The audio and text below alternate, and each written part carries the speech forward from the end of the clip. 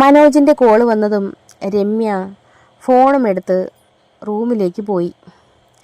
Phone dining ടേബിളിൻ്റെ മുകളിലിരിക്കുകയായിരുന്നു. രമ്യയെ വിശ്വാസമുള്ളതുകൊണ്ട് രവി അവളുടെ ഫോണൊന്നും നോക്കാനോ ചെക്ക് ചെയ്യാനോ ഒന്നും പോകാറില്ല. ആരാ വിളിച്ചതെന്ന് പോലും ചോദിക്കാറില്ല. അങ്ങനെ രമ്യ ഫോണും എടുത്തുകൊണ്ട് റൂമിലേക്ക് പോയി. അതിനുശേഷം കുറേ നേരം സംസാരിച്ചു. കുഞ്ഞ് കരയുന്നതിനാൽ രവി കുഞ്ഞിനെ കയ്യിൽ വെച്ചുകൊണ്ട് രമ്യയെ വിളിച്ചു. രമ്യേ, വേണ്ട, മോൻ കരയുന്നു. രമ്യ പിന്നീട് വിളിക്കാമെന്ന് പറഞ്ഞ് ഫോൺ കട്ട് ചെയ്ത് കുഞ്ഞിൻ്റെ അടുത്തേക്ക് വന്നു. ആരായിരുന്നു ഫോണിൽ? കുറേ നേരം ആയല്ലോ സംസാരിക്കുന്നത്. ഫ്രണ്ട്സിനൊക്കെ ഇപ്പോഴാണ് വിളിക്കാൻ സമയം, പിന്നെ വിളിച്ചുകൂടെ? വീട്ടിൽ വന്നാൽ പോലും ഫ്രണ്ട്സുകൾ സ്വസ്ഥത തരത്തില്ലല്ലേ? അവൻ കുസൃതിയായിട്ട് പറഞ്ഞു. അവൾ ഒന്നും മിണ്ടിയില്ല. കുഞ്ഞിന് ആഹാരമൊക്കെ കൊടുത്ത് അവൾ സെറ്റിയിലിരുന്ന് കുറച്ച് നേരം TV കണ്ടു. എപ്പോഴും ഫോണുമായിട്ടിരുന്നാൽ വീട്ടുകാർക്ക് എന്തെങ്കിലും തോന്നും. മാത്രമല്ല, രവിയേട്ടൻ ഇനി സംശയം വല്ലതും വന്നാലോ? അവൾ മനസ്സിൽ കരുതി.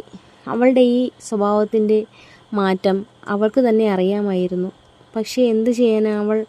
അവൾക്ക് മാറ്റണമെന്ന് വിചാരിച്ചിട്ട് പോലും അവൾക്കതിൽ നിന്ന് മാറാൻ പറ്റുന്നില്ല. വീണ്ടും വീണ്ടും ആ ഒരു പ്രണയത്തിലേക്ക് പൊയ്ക്കൊണ്ടേയിരിക്കുന്നു. തനിക്ക് തന്നെ നഷ്ടപ്പെടുമോ എന്ന് അവൾ ചിന്തിച്ചു.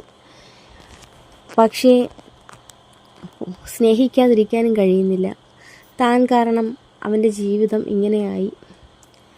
അവന് ഒരു വിവാഹം പോലും അവൻ കഴിച്ചിട്ടില്ല. വീട്ടിൽ അമ്മയും അച്ഛനും ഒരനിയനുമാണുള്ളത്. അവരെല്ലാം നോക്കേണ്ടത് അവൻ്റെ ഉത്തരവാദിത്വമാണ്. അവൻ കണ്ട അന്നത്തെ കോലം പോലുമല്ല, മൊത്തത്തിൽ മാറിയിരിക്കുന്നു. ഒരു ഭ്രാന്തൻ്റെ ലുക്ക്. താൻ അവനെ ചതിച്ചതാണോ എന്ന് അവൾ സ്വയം ചോദിച്ചു. എന്തിനു വേണ്ടിയിട്ടായിരുന്നു എന്നും അവൾക്കറിയില്ല. ഇനി അവനൊരു ജീവിതം കൊടുക്കാൻ തനിക്ക് കഴിയുകയും ഇല്ല. കാരണം തൻ്റെ ജീവിതം വേറൊരാൾക്ക് കൊടുത്തു കഴിഞ്ഞു. അതിൽ തനിക്കൊരു കുട്ടിയുമുണ്ട്.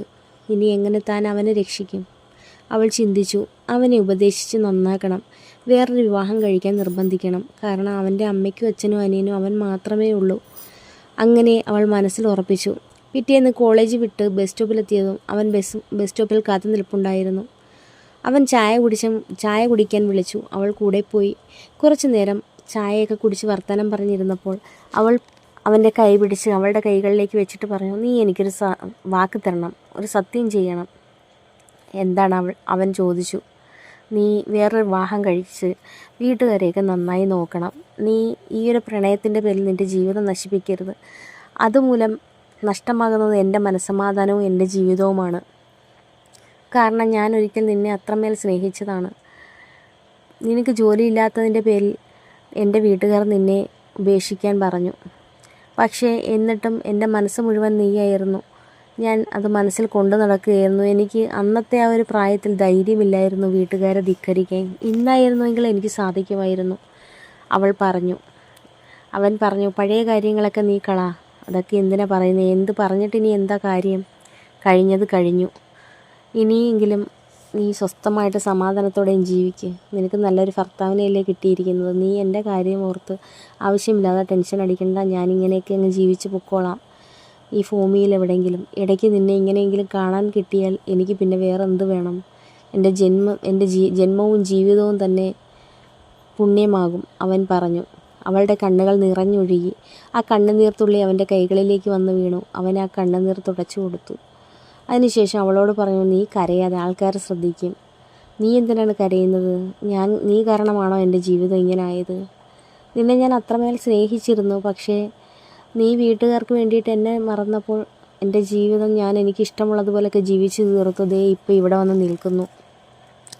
എന്നെങ്കിലും ഒരിക്കൽ നിന്നെ കാണണമെന്ന് ഞാൻ അത്രമേൽ ആഗ്രഹിച്ചിരുന്നു.